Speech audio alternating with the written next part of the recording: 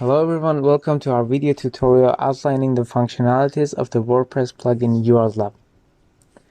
Today we're exploring lazy loading, a module within URLab perfect for implementing lazy loading on all your web pages seamlessly. First of all, lazy loading is a crucial performance optimization technique that delays the loading of the resources until they are needed. As a result, it saves bandwidth and helps to improve page loading times while ensuring a smooth user experience. So let's get to it. The lazy loading module is split in 3 sections: YouTube videos, content lazy loading, and image lazy loading. So YouTube lazy loading is the first feature of the lazy loading module. With URLab plugin, you can specify the lazy loading on YouTube videos that are embedded on your web pages. In the table, you can also see a specific YouTube, the title of the YouTube, a caption, the usage, and the status if it's available or not. Content lazy loading is lazy loading a part of your web page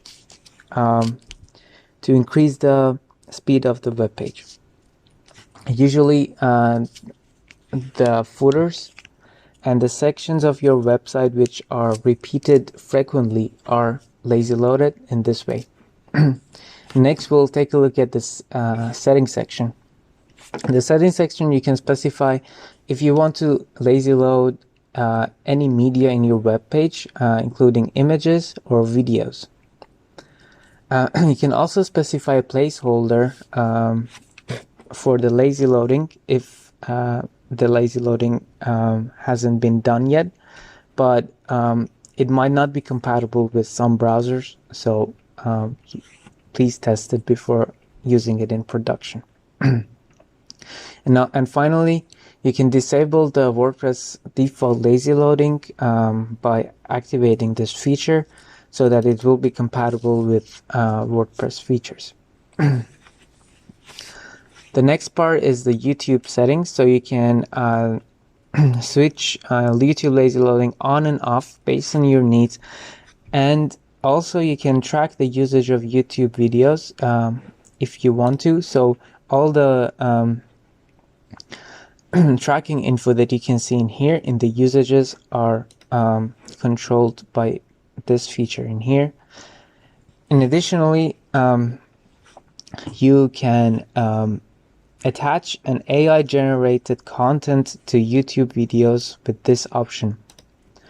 So any content can be generated from the YouTube video, and you can specify the shortcode in here so that the prompt takes into consideration. And there's also content lazy loading, which can be switched on and off just like YouTube settings, and you can also specify some extra parameters to control the behavior of content lazy loading, to lazy load, to specify which parts of the web page to lazy load and which not. So you can specify a minimum size of the page content.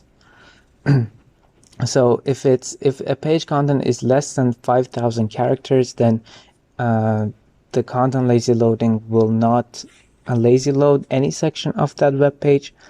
And there's also minimum size of lazy loaded content. So if a content is less than 500 characters, then it won't be lazy loaded. And this is the crucial part to list the CSS classes that you want to lazy load. The footer and QU checklist item in this scenario is lazy loaded.